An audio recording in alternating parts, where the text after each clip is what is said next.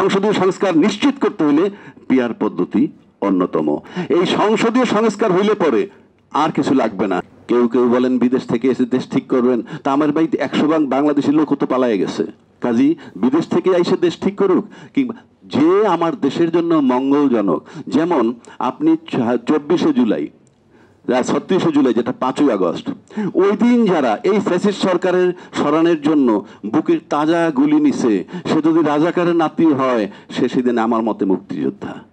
আর সেদিন যারা সাংবাদিক বলেন, XYZ লয়ার বলেন, ওই ফ্যাসিস্ট সরকারের পক্ষে যারা নানান জায়গায় ইনায় বিনায় বক্তব্য রাখছে, তারা মুক্তিযোদ্ধার নাতি বা সন্তান হলো, তারা সেদিন রাজাকার।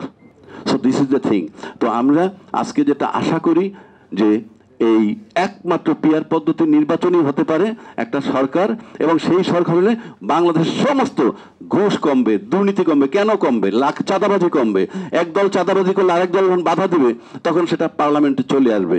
পার্লামেন্টে আসার এমপি সাহেবরা বলবে তোমার পোলাপান চাঁদাবাজি নাইলে আস্থা তুলে নিব, তোমার উপর দিয়ে সমর্থন। আপনি লিখে রাখেন, এই সংসদীয় সংস্কার হইলে পরে আর কিছু লাগবে না। আর সংসদীয় সংস্কার নিশ্চিত করতে হলে পিআর পদ্ধতি অন্যতম।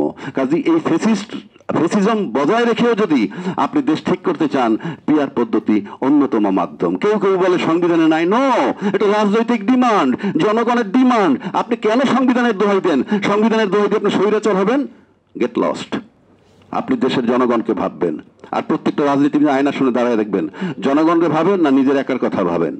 রাজনীতিটা ছেড়ে দেন, আর যদি জনগণের কথা ভাবেন আমাদের মতো সিনে টান করে কথা বলেন।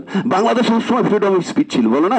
বাক স্বাধীনতা নাই? সারা জীবন 53 বছর ধরে বাংলাদেশে বাক স্বাধীনতা আছে, ফ্রিডম অফ স্পিচ আছে, বাট ফ্রিডম আফটার স্পিচ আছে কিনা, দ্যাট ইজ ইম্পর্টেন্ট। আজকে কিন্তু আমরা ফ্রিডম আফটার স্পিচ এই যা বলে যাচ্ছি তারপরও শেষ।